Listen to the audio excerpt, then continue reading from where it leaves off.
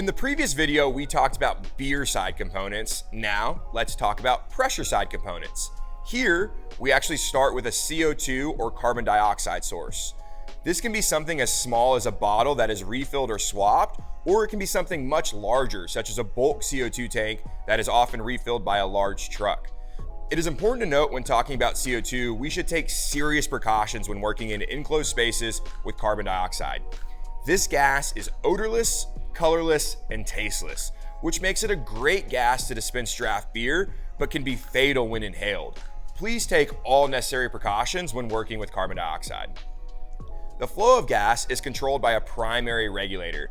In order for our system to be operational, we should ensure that the gauge is set to at least the highest pressure needed for dispense, and that the gas shutoff valve is open or in line with the gas tubing.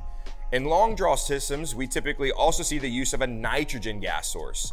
Nitrogen does not diffuse in beer as readily as CO2, so that allows us to increase the pressure without overcarbonating the beer.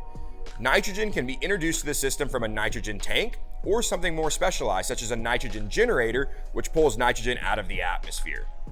When both nitrogen and carbon dioxide are being used, another piece of equipment typically in use is a gas blender. This controls the ratio of each gas being introduced to the system and allows it to flow in. From our gas source or sources, gas will flow through the gas line and then off into a secondary regulator that further fine-tunes the specific pressure to one or multiple lines as needed for proper dispense and balance of the specific system. Gas then flows through a one-way valve known as a Thomas valve inside the coupler and is dispensed into the headspace of the keg. This gas ensures that the beer stays at the proper carbonation level while also applying pressure on top of the beer, which forces the liquid down through the keg, spear, and then out through the coupler. Now we've covered both beer side components and pressure side components. In the next videos, we'll dive into some of the factors around draft systems. Cheers.